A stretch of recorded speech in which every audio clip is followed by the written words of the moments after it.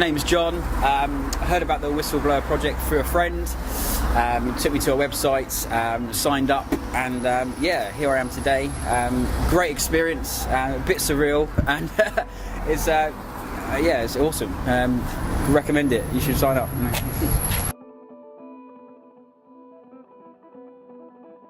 Yeah, the sound piece at the beginning, sent a link and I viewed a file on SoundCloud. It was really creative, it was pretty entertaining. It was like, started off with loads of little snippets of like news bits and parts that have gone on in Bristol in regards to like mayors, cars being bombed, and yeah, loads of different kind of news snippets. Then it had a couple of, I guess, telephone recordings from different individuals. I think one of them was a lady on there, another one I believe now was the whistleblower. I think it was Jacob. And he was warning him to be careful and that they're fearing for his life, etc. Yeah, it was exciting. It made me want to obviously get involved in this and find out more really, and get to the bottom of what's going on. Yeah, so when I was on the bench in the park, I heard a phone ringing, so looking around for a moment, and there was a package taped to the back of a tree. So went inside the package, took out the phone and obviously answered it, and there was a voice on the end. Kind of sounded a bit automated, but yeah, I just followed the instructions. But it was quite sinister. It was a bit surreal, and I don't really know how I felt about it, but I just listened to the voice or the person on the end of the phone, and I followed his instructions, and it led me to the next stage in the I guess investigation, whatever you want to call it. Yeah. So yeah, next thing, obviously following the instructions of the phone, I noticed that there was somebody adjacent to me on another bench, which was following my every move. I got up and I started moving, following the instructions again, heading towards a coffee shop, and this chap started following me.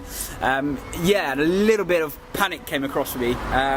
It gave me a real realisation of what it would be like to actually be followed, and it was very unsettling. And yeah, at one point I did scarper, and I just wanted to get away from that individual, and I think I succeeded. But yeah, it wasn't a very nice experience. But yeah, a bit of danger there. So the next stage at the meeting point, sat down, meeting a journalist, a few people outside, so I wasn't exactly sure which chap it was. Little uneasy, little unsettling sitting down, meeting a complete random stranger. But then he kind of made eye contact, and I found the chap, and yeah, he just had a bit of a chat to me, helped me to upload some evidence onto the laptop, and yeah, it was really fun, very surreal, and it was a bit odd, but just going with the flow, and no, I really enjoyed it. So going through the evidence on the laptop, and then all of a sudden I get approached by KBC News, who stick a camera in my face, which is a bit, again, out of the ordinary, and something that doesn't really happen to me very often. And started me asking the questions about the whole experience, who was a whistleblower, what was the experience about, how did I feel about really, I guess, handing over evidence and helping out for the greater cause, and yeah, it was really good. Enjoyed it. I don't know really what else to say apart from it was a great interaction experience, and yeah, I'm going to remember it for quite a while. The best part for me was actually being chased by the chap in the park, or at least followed. It may seem a bit, I guess, I don't know what I'm looking for, but you only kind of see this on movies and or TV programs, and it felt pretty exciting to actually be put in a position where that's actually happened to yourself.